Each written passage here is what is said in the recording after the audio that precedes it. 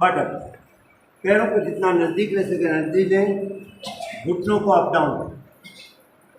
कल मैं नंदनवन में प्रवचन सुनने गया तो आचार्य महासमण जी ने एक कहानी कही, वो उनकी भाषा में और मैं अपनी भाषा में उसको कन्वर्ट करता हूँ, थोड़ा संक्षिप्त करता हूँ क्योंकि वो पूरा प्रवचन के हिसाब से थी और ये अपने बटरफ्लाई के हिसाब से। तो बटरफ्लाई करते करते कहानी सुने। उन्होंने कहा कि चरित्र बड़ा है या बुद्धि बड़ी है, बुद्धिशाली होना, विद्वान होना बड़ा है या चरित्रवान होना बड़ा है। ये उसका मेन हार्द था। एक राजा के पास एक बहुत बड़ा पंडित था, बहुत विद्वान था। राजा ने उसको राजगुरु बना दिया। राजगुरु बनाया तो अब राजा भी सम्मान करता है राजगुरु। जब भी वह सभा में आता है तो स्वयं राजा भी राजगुरु का सम्मान करने के लिए खड़े होते हैं और ये क्रम है।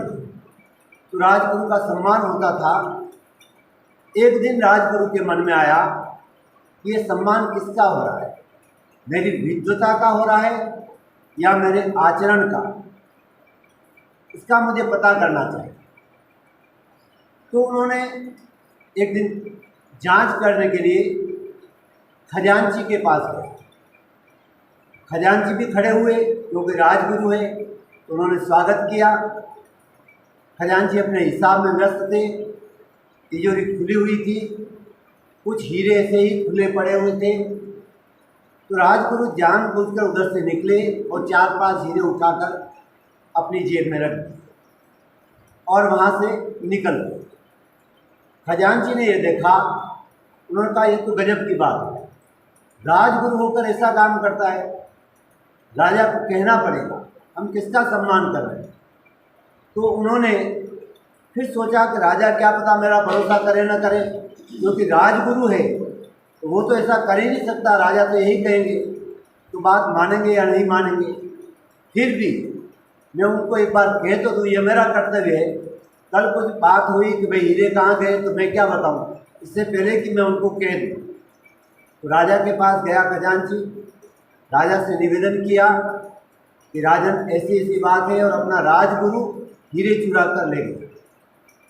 राजा ने कहा ऐसा हो ही नहीं सकता, राजगुरु ऐसा क्यों करेगा। कि राजन आप बात माने या न माने, मुझे पहले ही डाउट था आप मानेंगे नहीं मानेंगे, आपकी इच्छा, मेरा काम है आपको सतर्क करना, मैंने आपको सतर्क करने के लिए कहा है।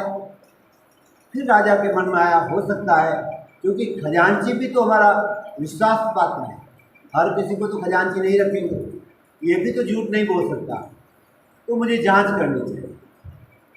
दूसरे ही दिन वह राजगुरु सभा में आया तो राजा खड़ा नहीं हुआ, उसकी तरफ देखा भी नहीं।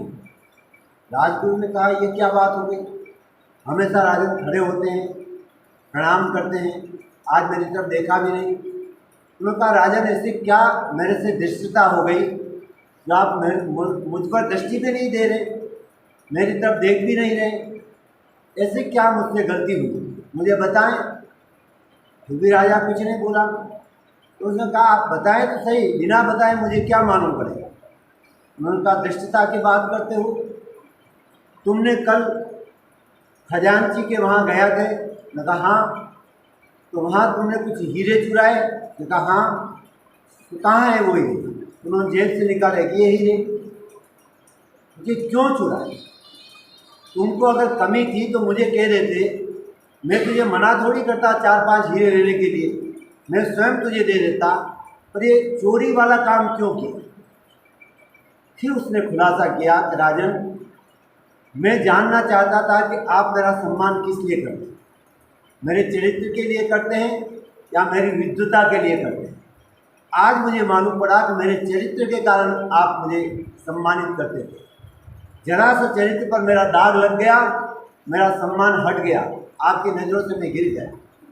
इसलिए राजन खाली मुझे जांच करनी थी, बस मुझे पक्का विश्वास हो गया है। तो हम ये जाने जब तक हमारा चरित्र सही है तब तक हमारी कीमत है, मान सम्मान है, सब कुछ है। चरित्र जिस दिन गिर गया तो हम सबकी नज़रों में गिर जाएंगे। भले ही आपने कितनी ही विद्वता हासिल की हो, कितना ही पैसा कौड़ी कमा लिया हो, लेकिन चरित्र जिस दिन गिर गया उस दिन सब कुछ गिर गया। इसलिए कहते हैं, if wealth is lost some nothing is lost, health is lost something is lost, and character is lost everything is lost. तो हमें इस बात का ध्यान रखना है, हम अपने चरित्र के प्रति सदैव सतर्क हैं।